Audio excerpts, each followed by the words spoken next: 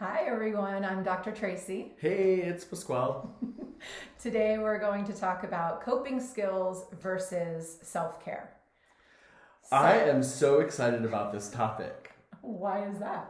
because I actually will tell you that in my mind, I don't think I ever really separated them. Right.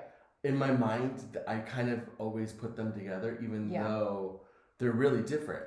Yeah, people will usually think that they're one and the same, and they're really not. And it's very important that we understand the difference because both are very important in our life. So we'll just go through the difference. But what is a coping skill? So coping skills are, things, it's really activities used for symptom management. So it's something that we use in the moment when we are experiencing some sort of difficulty, stress, emotion, and we want to use that coping skill to bring ourselves back to a stable level ground, right? Okay. So the activities themselves can be the same, right? So we could use, let's say, common coping skills: meditation, exercise, Reading a book. listening to music, taking a shower or bath, getting a massage, hanging out with friends. Like, it could be, those things could apply to being a coping skill and self-care, but they're being used at different times for different reasons. Got it. So then what is self-care? So self-care would be more the like you're interviewing It's me. the Barbara Walters in me. She's out. So self-care would be more of the long-term maintenance, and working on prevention. So it's the things we do on a regular basis just to keep ourselves from elevating too much or becoming too stressed or highly emotional. And so that's like laying the foundation of our well-being, right? And then when we do spike emotionally or stress-wise, that's when we want to incorporate a coping skill to help us get back down to that level. So can I use a layman's term example? Sure. I used this before. So if I had a back pain, I would get a massage, and that would be a coping skill. Right, because you're managing the symptom. The moment. Yeah. Whereas I get a monthly massage is a self-care. Exactly. Perfect example. It relates to me. I get it. And both make a huge difference. Totally.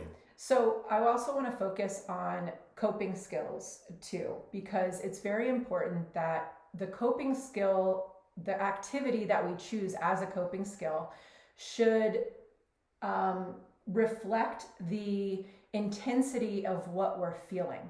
So for example, if we're feeling heightened emotionally, stressed, anxious, angry, anything like that carries like a higher level of energy within us, we don't want to choose a coping skill like reading, taking a bath, meditating. We don't want to do that. And if we do end up, because that's so calming and relaxing, and those are on completely two different scales, right? And so that mismatch of energy, if you will just actually create that cognitive dissonance within us. That's a big word for the day. Cognitive dissonance. Look it up. I will. I don't even know where that one came from. But it can actually amplify us, and we will just get even more pissed off. So like in like a spiritual sense, like in a spiritual life, we would do the same thing. And it's just about managing your vibration, right? So like if you're in a high vibe moment, you don't want to do a low vibe thing. You want to do a high vibe thing to get that energy to move. Yeah. So like an example, like in what you're saying is, like, if you're angry with someone, don't go meditate about the anger. Actually go out and take a run. You have to release it.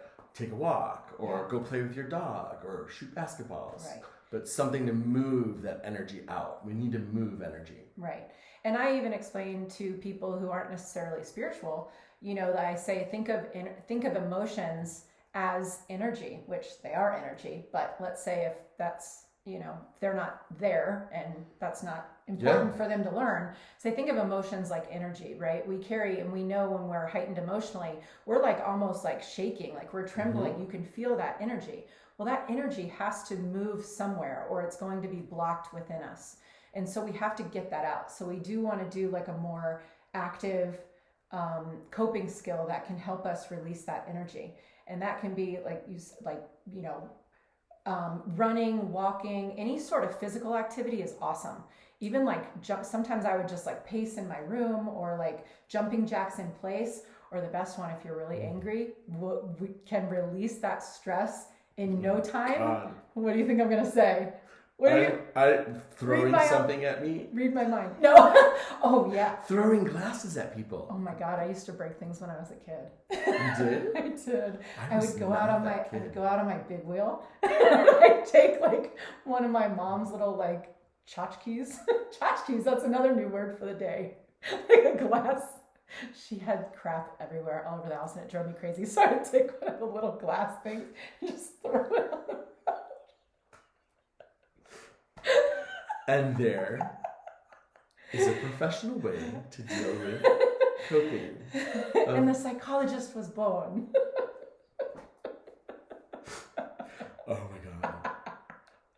My parents were very lucky in that helped. sense. It really helped. Oh yeah. But, okay. So what I was going to say though is holding a plank position. And really? And you just vent it out while you're holding it there, and your body's just shaking, and you start getting like even more and more angry as you're doing it. And I'm like just talking to myself, like verbalizing out loud, like whatever problem I'm going through. And then you just get to a point where you surrender to it and you just collapse. And when you collapse on the floor, all of it just releases. Actually, just doing that right now, I just felt a release. Really? Yeah. I felt it come in me. We'll talk about that self-care after. No, but I think planks are a good one. I never thought of that. Do you need a cigarette? Maybe I need one. I'm sorry. That was really funny. Oh, okay. I just love you. But a plank is a really good one because I remember I was recently had taken a class that I didn't want to take that was like a gym class. Mm-hmm. And this person like yells at you to like go faster, go higher, go harder. And at the end, this trainer was like, oh, and I am X years old and I can do a plank for 3 minutes. So my challenge is that all of you are gonna do it. And I was angry. Because I was like, man, we just did. You got the bass in the voice. Right? That's how I was. I was like, what? Because I'm done. But by the time I did it, I didn't last the 3 minutes. I'm not gonna lie, but I did it. By the time I was done, I was actually laughing. Yeah. And so it does really work. Does release it. I'm gonna try that. People are gonna start seeing me drop it and playing. And I'm like, hey, I'm That's good. So funny. And you know what a really easy one is too is just stepping outside, because when we're heightened emotionally, our body starts to close up, right? Our muscles, physiologically, our muscles start to contract, our breathing becomes labored, so and we can feel a little bit claustrophobic. Okay. And so even just walking outside, even if you're not even necessarily, that's the coping skill, walking outside, because it just opens us up. And you'll find that just walking outside, we automatically, instinctively just go, and we take a breath, right? And all of a sudden we can even open our arms up. And then even to build on that, if you could do some conscious, deep breaths and some stretching to open that out. And what you're doing is you're counteracting what your body is physiologically going through. Because remember, air moves energy.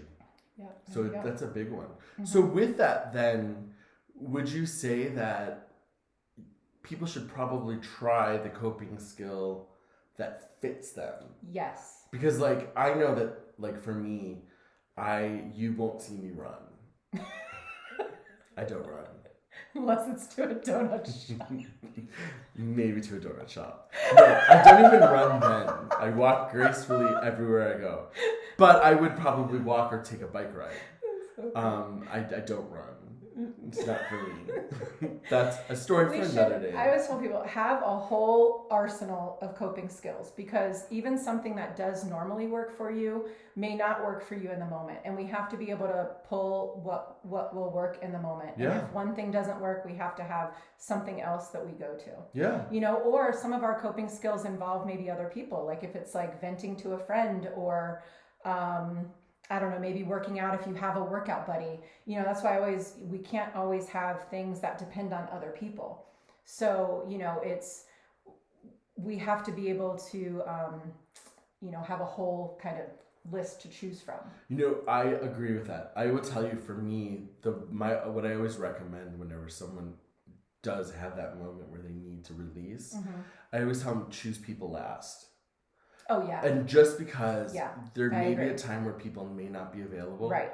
And you don't want that to become... And you don't want to be dependent. Big thing. Yeah. And you don't want to become dependent on other people for your own emotional regulation.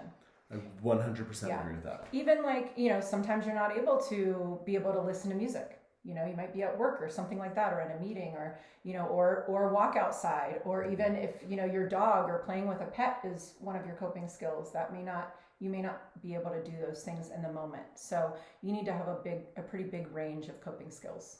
But I will say, I will say this, because I do think, like, having been someone who once worked in a corporate office environment, when I did have those moments of coping, which I had many of them, I remember going, I'm going to go to the bathroom. And then I would just go to the bathroom and then flush the toilet a lot. Or, you know, just I'm get not it gonna myself. ask why. Because it's just like, you just move it and it just gets, and you feel better. That's a new one. Don't break it. That's a new one. Well, I mean, because can we call that like power flushing? Like, what are we gonna call it? And just power flush the anger away. I'm gonna trademark that tonight. Oh my god. But I think that, like, you should always, I do believe, like, when you feel that you're in that moment, it's best not to engage it in a way that will make it explode, but actually find a way to step out from it. Right. Yeah, I agree. No matter where you're at. I mean, you could be at church, but you know what? Get up and just step out for a minute. Excuse yourself. Yeah, throw go to some the bathroom rocks. and even walk outside. Yeah. You know? So. I love all of that. I love it. That's so self-care. So we need both. So. I think self-care is so important. Well, self-care is the foundation, but both are critical, equally as important. Totally. Right? Because they serve totally different purposes. So you need both. Self-care and coping skills both equal self-love. So love yourself. That's so cute. All right. Bye.